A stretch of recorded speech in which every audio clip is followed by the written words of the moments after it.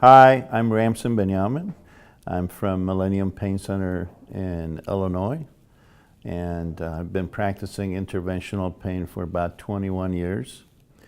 I've been twice president of ASIP in the past, and I'm currently a member of the executive board of ASIP.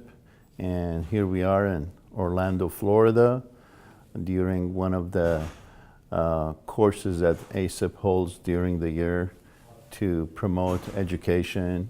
And the course that I'm involved here during this meeting is the course on vertebral and sacral augmentation. As you know, osteoporosis has almost reached epidemic levels in our country. So there are currently over 54 million people who are suffering from osteoporosis. And unfortunately, a large portion of these patients end up with osteoporotic fractures that can affect the spine, the wrist, the hip, the femur. So diagnosing osteoporosis and treating it is the best way that we can prevent these fractures from happening. That's one of the reasons that we in our Millennium Pain Center, we have created a fracture liaison services, which is basically a bone health clinic where we identify patients usually after they have a fracture, and we diagnose the osteoporosis, and we supply the treatment that's suitable to each patient. So prevention is the best thing. National Osteoporosis Foundation has a lot of good educational material for the patients that we also use the same resources. But every year, over 750,000 people in the United States, they get osteoporotic fractures. And unfortunately, the consequences from the fractures are detrimental to their health, either physical or mental. So they cause a lot of problems because this is mostly affecting the elderly. The elderly population in our country, I would say about 80% of those age 80 and above, they have osteoporosis. And almost half of them are going to get some kind of osteoporotic fracture. Now, some will argue that the best treatment for these is bed rest. And unfortunately, those ideas come from the times that we did not have any treatment for these fractures, treatment in an acute phase or subacute phase of the fracture.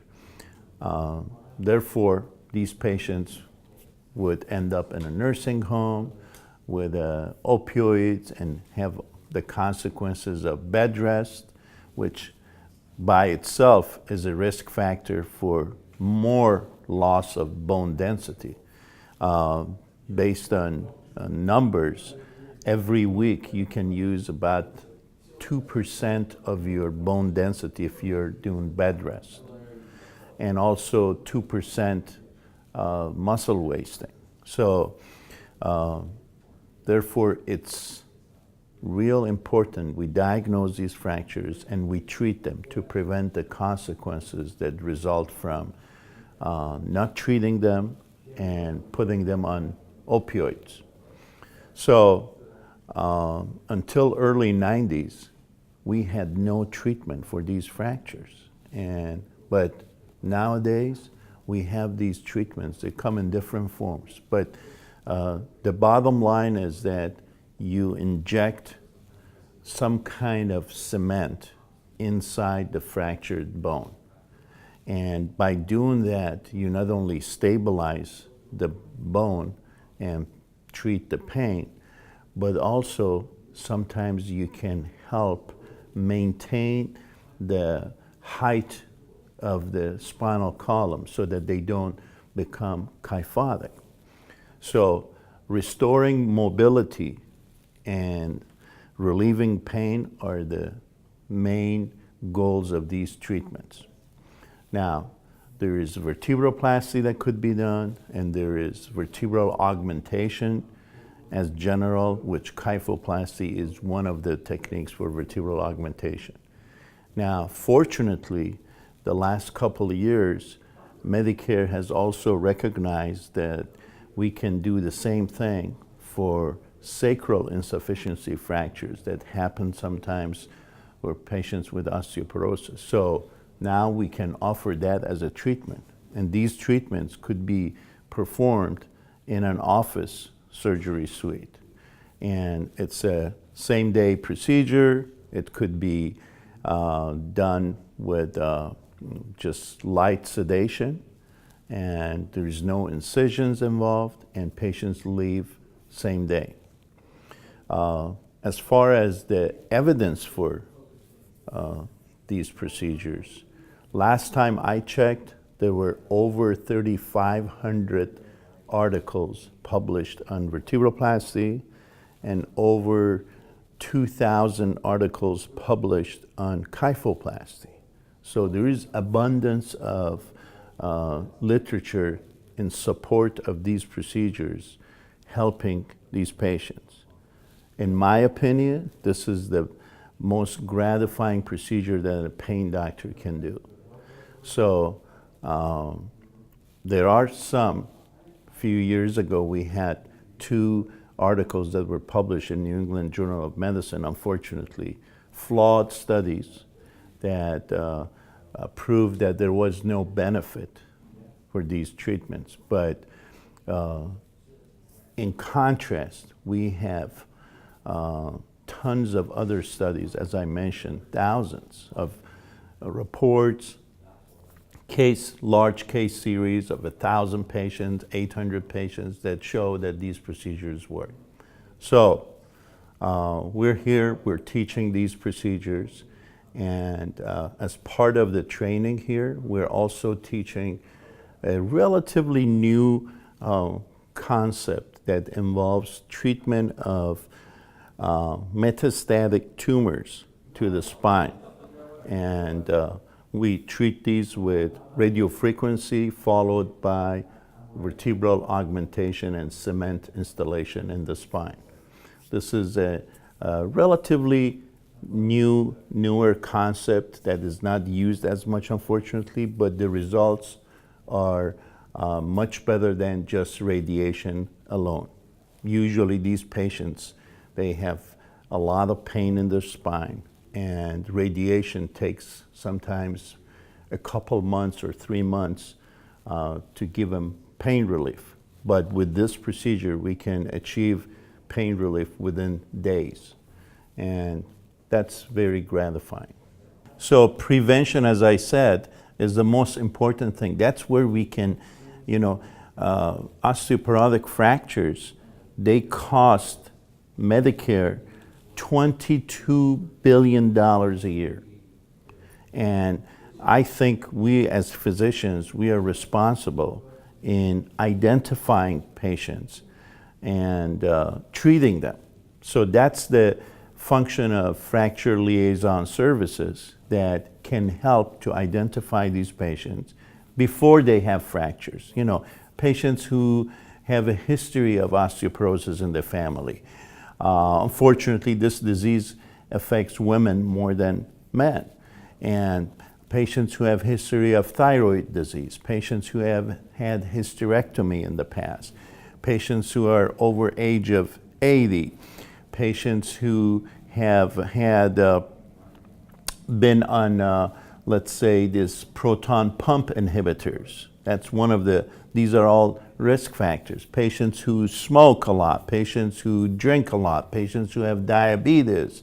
These are vitamin D deficiency. These are all conditions that we need to screen patients better. I think practicing pain management gives us a tremendous opportunity. Not only look at the patient as a whole, not just a patient who has disc pain or a patient who has joint pain. But we need to look at these patients as a whole and screen them better and look for all these signs and symptoms that we can, if we recognize them early, then we can treat them.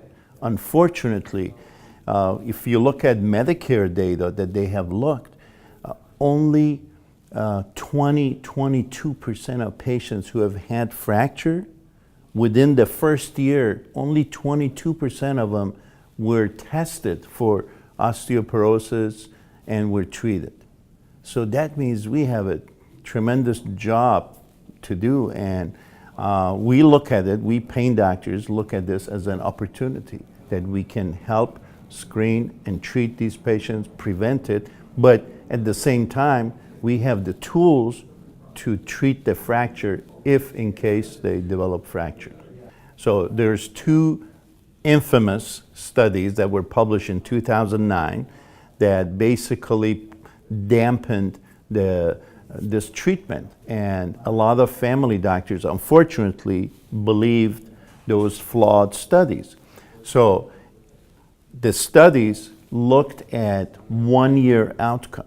Now, if you and I have a fracture in a bone, you know, the problem is acute. This is an acute injury, and we are dealing with severe pain when the fracture occurs. Now, if we can tolerate this pain for 4 months, 3 months, like many of the patients in the study had kind of semi-chronic pain from fractures, then, you know, we've gone through that acute phase that causes not only the most pain, the most disability, and the most cost of treatment is in that acute phase. Based on that, a new study that's known as the VAPOR study was conducted in Australia recently, finished, and they only looked at within the 6 weeks of the occurrence of the fracture, they treated the fractures, and the results are not even comparable to not treating the fractures with any of the cement procedures.